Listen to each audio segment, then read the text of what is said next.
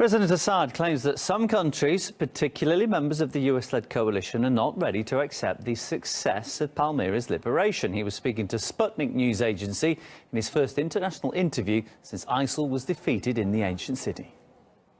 It's been 2 days since Palmyra was liberated, but a number of countries, some involved in fights against terror and who are members of the US-led coalition, haven't made their assessment. I want to be clear. I'm talking about regimes in France and the UK.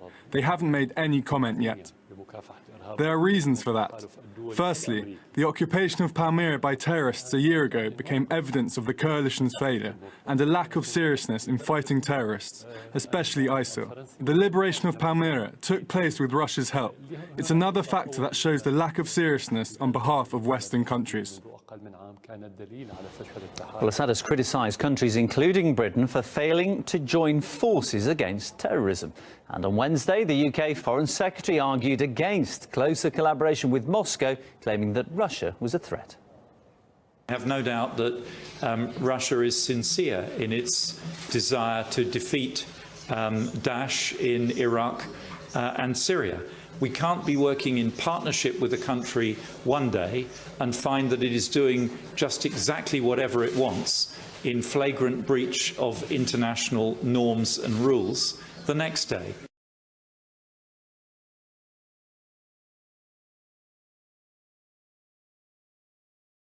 The U.S., though, is about to test the resolve of China over its expansion of artificial islands in the South China Sea. The fact that we know this tonight is causing a great deal of anxiety at the Pentagon. And that's not all they're worried about. National Security Correspondent Jennifer Griffin has that story tonight.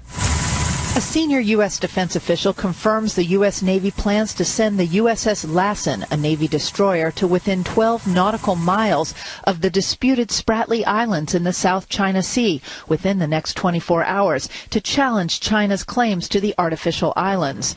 The USS Lassen is armed with Tomahawk missiles and is positioned to carry out the operation. Senior Pentagon officials are angry about the leak and may even consider calling off the operation due to security concerns. The Spratly Islands are the artificial islands that China has been building, adding miles of shoreline and laying down what look like military runways, adding to concerns of U.S. allies who want the U.S. Navy to protect these valuable shipping channels. President Obama met with the Indonesian president at the White House today to discuss the effort to defeat ISIS and concerns about Chinese aggression in the South China Sea. Defense Secretary Ash Carter and Chairman of the Joint Chiefs General Joe Dunford leave for Asia on Friday. Meanwhile, U.S. Pentagon and intelligence officials are warning that an uptick in Russian submarine activity near vital undersea cables could cripple the nation's ability to communicate in the event of a war. If you make cuts in the right places, take you months, years to go out and maybe repair and try and figure out where these cuts were made. So even a mild disruption could be trillions of dollars in economic damage to the United States. A senior Pentagon spokesman confirmed that any attempt to sever these fiber optic cables would leave them blind. Quote, "It would be a concern of ours to hear if any government was tampering with underground cables." The commander of U.S. naval forces in Europe said recently Russian submarine patrols have risen by 50% since last year and pose a direct threat to NATO. The Pentagon took note last month when a Russian spy ship, the Yantar, cruised along the east coast of the United States en route to Cuba near some of these vital undersea cables. Brett? Jen, what can you tell us about this video released this weekend showing that hostage rescue in Iraq? It was released, Brett, by the Kurdish government, much to the consternation of some in the U.S. military, because it clearly shows U.S. Delta Force operators in a combat role, helping with the rescue. Constant gunfire rings out in the background. Hostages are pulled from cells. The black flag of ISIS is in the background. The prisoners are frisked during the process. CENTCOM then released this video from the nose cone of the U.S. warplane that destroyed the ISIS prison from the air. It is a more clinical picture of war. These videos attempt to answer the question, was the operation worth it? Army Master Sergeant Joshua Wheeler, an elite commander, was killed during the raid. Brett? Jennifer Griffin live at the Pentagon. Jennifer, thank you. Well, right now, growing concerns over China's actions in the South China Sea after Beijing deployed fighter jets to a contested island there just days after it reportedly sent radar and surface-to-air missiles, a move seen as a major escalation. China's intent to militarize the South China Sea is as certain as a traffic jam in D.C. You say that's pretty certain. Let's bring in Gordon Chang, Asia analyst and author of The Coming Collapse of China. Gordon, we've talked about this quite a few times. This isn't just about territory, a land grab for China. Talk to our viewers a little bit about what's at stake, considering the shipping lanes that are around these islands. Yeah. Each year, there's $5.3 trillion of commerce on and over the South China Sea. But it's more than just that dollar value. The United States has stood for freedom of navigation for more than 2 centuries, and we defend the global commons. We can't have China or any other nation close off international waters and airspace, because if we do that, the open architecture that we put together after the end of the Second World War, which has brought all this peace and prosperity to the world, that will be over. That's what's at stake. Interesting. So it's not just the cost to maybe every single American consumer, as somehow these shipping lanes were restricted, but also philosophically, what our country stands for is also at stake, as you point out. Why is China making these moves now, Gordon?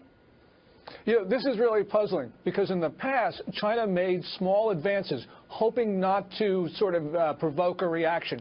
But now China's going for everything at the same time, because it's not only these fighter jets, but it's also the surface-to-air missiles you talked about and the radars in Cauteron Reef, which were disclosed just a couple of days ago. So what China is doing is lashing out. And this shows that not only are the hardliners in control in Beijing, but also that they are no longer thinking strategically. And really horrible things happen when countries abandon strategy. What do we do about it, Gordon? Well, there are a number of things. First of all, we got to work with our partners in the region, which includes almost every country, to have joint patrols in the South China Sea. We need to contain China, but also we need to end these military-to-military exchanges we have with the Chinese Navy, especially, because this is the last time that we need to be showing friendship to the Chinese. We have to start imposing some costs, and those costs may have to be economic as well, because the Chinese economy right now is in severe distress. So we can push the Chinese back, but only if we use the leverage that we have in our control. So here's what China says. This is the foreign ministry spokeswoman saying this just this week. There is no difference between China's deployment of necessary national defense facilities on its own territory and the defense installations by the United States in Hawaii. What do you think of that reasoning? That reasoning is really wrong. First of all, there is no territorial dispute to Hawaii. But with regard to Woody Island, which is where these fighter jets have been deployed to, they're disputed by Vietnam and Taiwan. Also, with the other islands in the Spratlys, in the southern portion of the South China Sea, there you have about 6 or 7 claimants. You've got not only Taiwan and Vietnam, the Philippines, Brunei, Malaysia, Indonesia, Vietnam. So basically what you've got is a multinational dispute. So this is very different from Hawaii. You know, no one's talking about a dispute over Kansas, and that's really what China is trying to say, that this is just like Kansas. But now that we've seen China make these moves and we've watched them build up these islands over the last several years, we've got this great reporting from our Pentagon team about the surface-to-air missiles going in, now fighter jets. Are we past the point of no return, Gordon? Is there the thinking that China all of a sudden is going to say, okay, you're right, we're going to collect all our gear and we'll bring it back to Beijing? Or are we in a totally different scenario now that really gives us one path forward, and that is China maintaining control of these islands? Yeah, I think in many ways we've passed the point of no return, because, first of all, Xi Jinping, the Chinese ruler, is very much a nationalist. He's very arrogant. He believes in Maoist foreign policy. But even worse, we have the military now becoming much more powerful in the Chinese political system. You know, people say that Xi Jinping controls the military, but he relies upon them for the core of his political support. So they get to tell him what to do. And we've seen evidence of that in the East China Sea, where they declared an air defense identification zone in 2013. They're about to do the same thing in the South China Sea with all of these missiles and planes.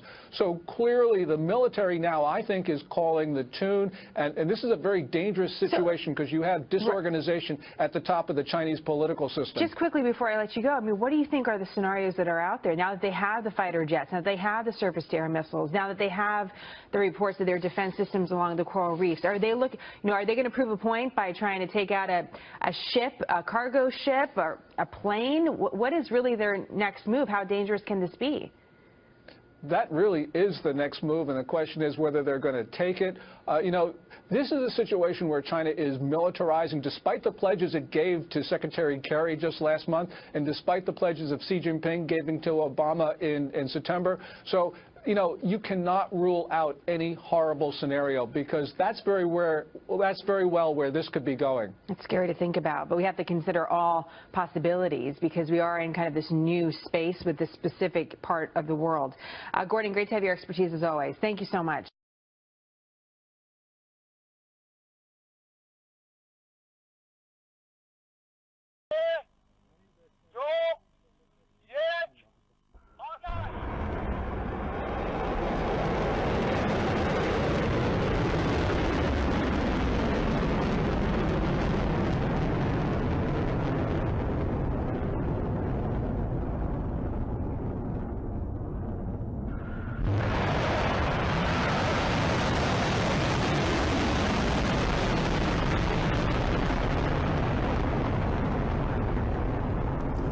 رزمایش موشکی اقتدار ولایت از چند روز گذشته در نقاط مختلف پهنه سرزمینی ایران اسلامی آغاز شده است.